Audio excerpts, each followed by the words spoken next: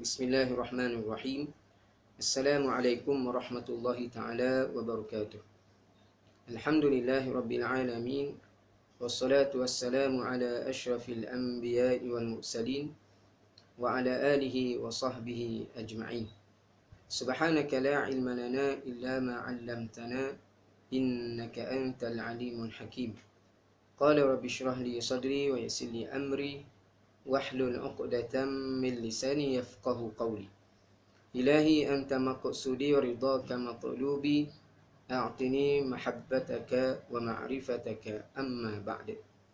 Sahabat-sahabat muslimin dan muslimat yang dirahmati oleh Allah Ta'ala sekalian, bersama dengan saya lagi dalam program Satu Hari Satu Hadis, anjuran panitia pendidikan Islam SK Pusat Dungun. Tajuk hadis kita pada hari ini ialah lewatkanlah sahur.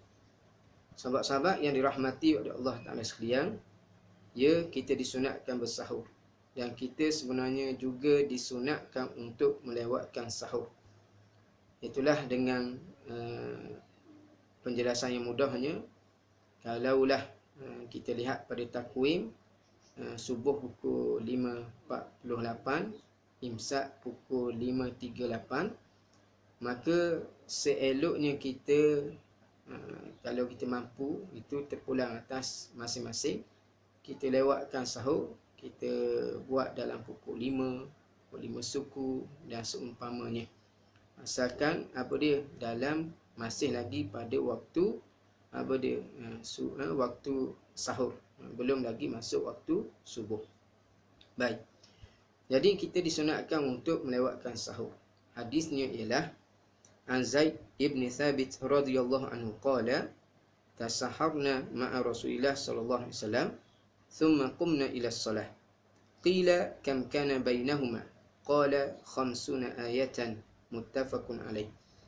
Maksudnya, dan diriwayatkan daripada Zaid ibn Thabit radhiyallahu anhu, katanya, kami telah bersahur bersama dengan Rasulullah sallallahu alaihi wasallam. Kemudian kami telah bangun untuk menaikkan solat subuh.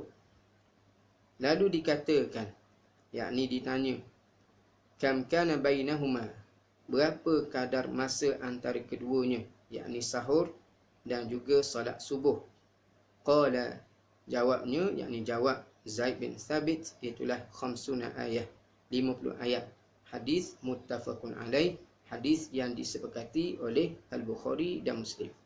Baik, keterangan hadis. Dan diriwayatkan daripada Zaid bin Thabit radhiyallahu anhu, katanya, tasaharna ma'a Rasulillah sallallahu alaihi wasallam. Di mana Zaid bin Thabit menyatakan, kami telah bersahur bersama dengan Rasulullah sallallahu alaihi wasallam. Jadi Zaid bin Thabit ni bersama dengan yang lain, wallahu alam, tak dinyatakan.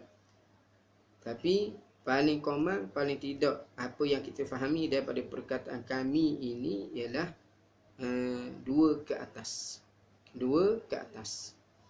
Jadi dinyatakan mereka ini telah bersahur. Kami telah bersahur bersama dengan siapa? Ma'a Rasulillah sallallahu alaihi wasallam, bersama dengan Rasulullah sallallahu alaihi wasallam. Ini rezekilah yang dikurniakan oleh Allah Ta'ala kepada para sahabat radhiyallahu anhum ajma'in, dapat melakukan amal-amal yang soleh bersama dengan Rasulullah sallallahu alaihi wasallam. Baik.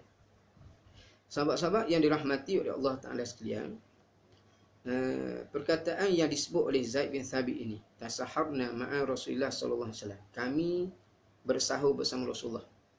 Ibnu Al-Mulaqqin yang juga mensyarahkan hadis ini dan kitab beliau dalam mensyarahkan kitab Umdatul Ahkam, menyatakan kepada kita, ucapan ini menunjukkan sunat kita berhimpun untuk bersahur.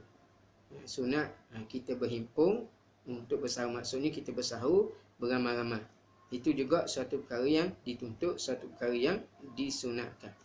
Kenapa? Kerana ini dilakukan oleh Rasulullah sallallahu alaihi wasallam. Jadi perbuatan Rasulullah sallallahu alaihi wasallam ini ada satu perbuatan yang elok, yang patut untuk kita contohi. Baik. Jadi kami telah bersahur bersama dengan Rasulullah. Kemudian lagi ulama sebut, dia sebut ma'a di sini sahabat-sahabat. dia ada beza dengan kalau disebut dengan waw.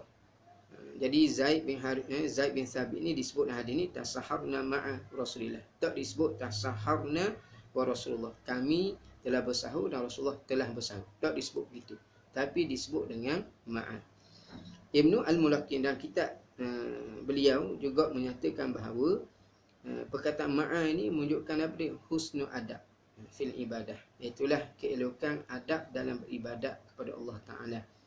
Yang mana dalam mereka melakukan ibadat kepada Allah bersama Rasulullah sallallahu alaihi wasallam ni, mereka follow dia.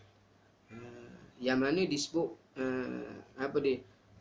dalam kitab yang mensyarahkan hadis ni oleh Ibnu Mulaqqin menyebut perkataan ma'a menunjukkan fa innahu yu'ti tabaiyah. Dia menunjukkan ada tabaiyah, follow ya Rasulullah. Ikut je Rasulullah sallallahu alaihi wasallam. Jadi mereka tak mengambil sikap ikut kepala mereka sendiri, tidak. Kalau sebut perkataan kalau sebut tasaharna wa Rasulullah, ia akan dipaham mereka bersahur bersama dengan Rasulullah, tapi dalam masa sama mereka bawa haluan masing-masing. Rasulullah sudah bersahur, Rasulullah nak semayang ke, ikut pada Rasulullah, kami nak makan lagi. Kami nak makan. Kami nak makan, kami makan. Kami nak semayang, kami nak semayang. Itu kalau guna perkataan wa. Tapi di sini mereka ni menggunakan kata ma'a. Jadi mereka ikut je Rasulullah. Sebab Rasulullah ni mursyid, Rasulullah ni murabbi, Rasulullah muallim. Jadi ikut Rasulullah sallallahu alaihi wasallam. Baik. Ni keelokan adab lah yang ditunjukkan oleh oleh para sahabat radhiyallahu anhum ajma'in. Jadi kami telah bersahur bersama dengan Rasulullah sallallahu alaihi wasallam. Kemudian summa ni dalam bahasa Arab dia at-tartibu ma'at tarakhi. Dia memberi faham ada susunan perbuatan dalam keadaan tarakhi. Maksudnya ada selang masa yang agak lama. Bukan maksudnya kalau dalam kisah hadis ni bukan lepas sahur tu mayang lalu, tidak. Tapi lepas saja sahur dak tu semayang, diselangi berapa masa, diselangi berapa ketika, kemudian kami pun bangun solat subuh. Maknanya daklah berhenti sahur mayang lalu. Berhenti sahur semayang lalu. Tidak demikian. Tapi berhenti sahur, tunggu seketika, kemudian kami semayang subuh. Dan kita dianjurkan untuk mengambil sikap ihtiyat dalam melakukan ibadat kepada Allah. Khususnya dalam dalam kita bersahur ni. Kita ambil langkah berwaspada. Itulah contoh. Pukul 5.48 subuh. Kita tengok waktu imsak tu pukul 5.38. Kita berhentilah pukul 5.38. Walaupun sebenarnya boleh nak makan 5.39, boleh lagi makan 5.40, boleh lagi. Tapi mengambil jalan ihtiyat, berhati-hati. Kerana kita bimbang takut jam tu tersilap ke, ataupun berlaku salah jam kita tu tersalah lambat sikit ke apa ke. Jadi kita makan rupa-rupanya dah masuk waktu sudah masuk waktu subuh. Maka puasa kita rosak dan kita wajib tahan puasa kita hari itu daripada kami batalkan puasa, dan kita wajib qada balik, kita wajib ganti balik. Jadi oleh kerana itu sahabat-sahabat, kita ikutlah hukm imsak tu. Kita ambil hukm imsak mereka dalam keadaan kita terlewat sikit bonok minum air, kita yakin masih lagi waktu malam, kita minumlah. Tapi kalau kita masih ragu, syok subuh dah ke, contoh subuh 5.48, ni 5.46 dah jam kita subuh dah pergi. Salah jam kita salah ke apa ke. Kalau merisyak begitu, afdalnya kita tinggalkan perbuatan bersahur tersebut. Baik, balik pada hadis ni. Jadi perkataan summa ni menunjukkan ada selang masa. Maknanya lepas pada bersahur tu, selepas daripada sahur berapa ketika kami pun bangun sembahyang subuh. Qila, dikatakan. Maksud ditanya. Siapa yang ditanya? Zaid bin Thabit. Siapa yang tanya Zaid bin Thabit ni? Yang penanya ni tak disebut dalam matan hadis, tapi disebut oleh ulama-ulama yang mensyarahkan hadis. Antaranya Ibnu Alam rahimahullah. Dia menyatakan yang menyebut yang bertanya ni ialah yang bertanya ialah itulah Anas bin Malik. Anas bin Malik yang bertanya. Kam kana bainahuma, berapa kadar masa antara keduanya, yakni antara sahur tu dengan sembahyang subuh. Berapa kadar masa tu? Selama masa lama mana? Yang kita kata imsak tu. Selama masa lama mana? Jadi jawab Zaid bin Thabit khamsuna ayat. 50 ayat. Jawab dengan masa 50 ayat. Dok khabar 10 minit. Sebut dengan khamsuna ayat, 50 ayat. Jadi orang Arab ni biasa.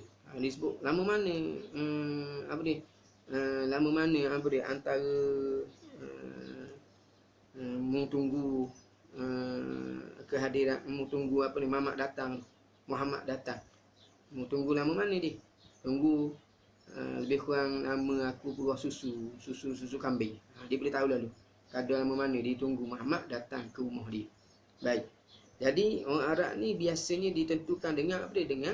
Dengan perbuatan untuk menunjukkan masa-masa yang tertentu. Baik. Jadi sahabat ni bila tanya berapa tempoh masa tu, bila Anas bin Malik tanya ni, dia berkhabar khamsuna ayat, 50 ayat.